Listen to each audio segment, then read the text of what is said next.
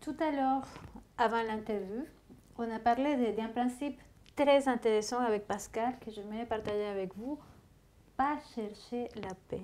Parce que finalement, on croit qu'on fait tout ça pour être en paix.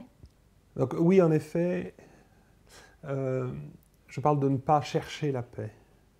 Parce que, en fait, si on cherche la paix, c'est comme si elle était à l'extérieur de nous ou ailleurs qu'en nous. Et en fait, le seul endroit où on peut être en paix, c'est justement en nous. Je dirais même que c'est notre nature profonde et véritable, la paix. Et donc, c'est pour ça qu'on ne peut pas la trouver. Parce qu'on est déjà cela. Ce qu'on peut trouver, ce que l'on peut voir, justement, ce à quoi on peut être présent, c'est ce qui en nous n'est pas en paix. C'est ce qui en nous vit de l'inconfort. Et c'est en reconnaissant cela, en étant présent à cela, que l'on peut, je veux dire, redécouvrir ou retrouver la paix que l'on est déjà.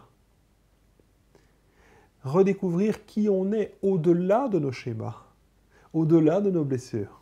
Et bien sûr, elles font partie de nous, mais ce n'est pas qui nous sommes. C'est quelque chose qui s'est construit à l'intérieur de nous. C'est ce qu'on appelle des conditionnements. Et c'est en étant présent à ces conditionnements, à ces conditions dans notre vie, que l'on va redécouvrir l'inconditionnel, c'est-à-dire cet espace pour peu importe ce qui se produit à l'intérieur de nous. Notre nature profonde, c'est justement d'être ouvert, compréhensif, d'être compatissant, voilà, pour la vie en nous. Et ça se traduit, notre nature profonde, par de la joie, la sérénité.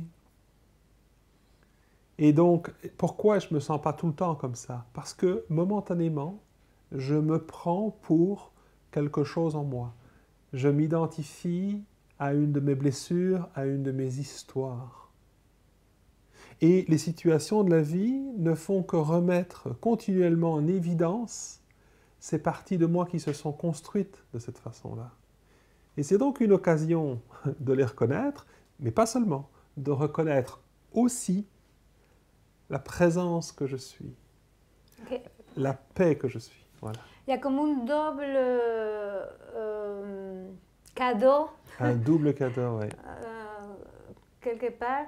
Voilà, la reconnaissance et en même temps la désidentification. La désidentification de ce que je ne suis pas, qui fait partie de moi, hein, qui m'appartient, mais qui n'est pas qui je suis fondamentalement, et la reconnaissance de qui je suis au-delà de ça. Ça ne s'oppose pas, on n'est pas l'un ou l'autre, on est les deux en même temps. On est présent à quelque chose en nous qui se produit dans notre vie. Mais on n'est plus limité à cela. Donc on reconnaît, on honore entièrement la vie sous toutes ses formes, mais on n'est plus limité à ça. On est conscient de qui on est de façon plus large. Parce que on pourrait dire, tiens, je suis complètement découragé, par exemple. Hein. Et c'est notre réalité. Je suis découragé. Alors on voit la vie avec les yeux du découragement. Et à ce moment-là, ce découragement, on pourrait dire, est partout autour de moi. Je vois la vie de cette façon-là. Mais est-ce que c'est vrai de dire « je suis découragé » ? Est-ce que c'est vrai que tout mon être est découragé ?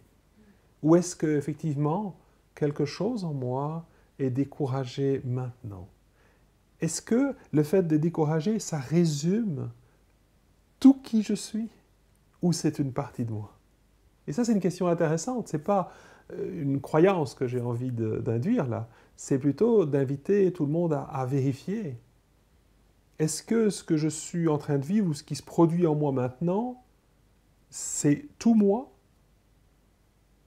Ou c'est une expérience douloureuse, un inconfort, quelque chose qui est en train de se produire en moi?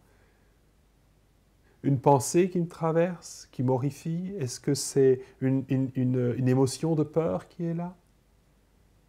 Mais est-ce que cela représente tout mon univers ou est-ce que c'est quelque chose qui est en train de se produire maintenant. Et le fait d'aller reconnaître ce quelque chose, d'aller reconnaître cette expérience, ce phénomène qui est en train de se produire, me permet de voir que oui, c'est en train de se produire, mais moi, je suis là et je vois cela. Moi, je suis là et je ressens cela. Mais moi qui vois, qui est présent et qui ressent cela, suis-je découragé? Ou suis-je présent à quelque chose en moi qu'il est? Ce n'est pas philosophique, c'est quelque chose que l'on peut vérifier que par l'expérience. Là, tout de suite. Donc, pour moi, c'est ça, l'auto-accompagnement en pleine présence, c'est une posture dans la vie de tous les jours qui me permet à la fois de me désidentifier, de reconnaître mes conditionnements et de m'en désidentifier, et donc effectivement de reconnaître qui je suis profondément, entièrement, avec tout ça. Pas je serai enfin qui je suis quand je serai débarrassé de tout ça. Et je fais la guerre à mon ego, je fais la guerre à mes émotions, je fais la guerre à ma condition humaine. Ça, c'est une occasion de souffrir, c'est sûr, si je ne suis pas en paix avec qui je suis. Si je peux alors, au contraire, avoir de l'amour, de la compassion, de la compréhension pour comment c'est dur pour des parties de moi qui se sont construites sur des schémas comme ça, de vivre ce qu'elles vivent, alors je grandis en conscience.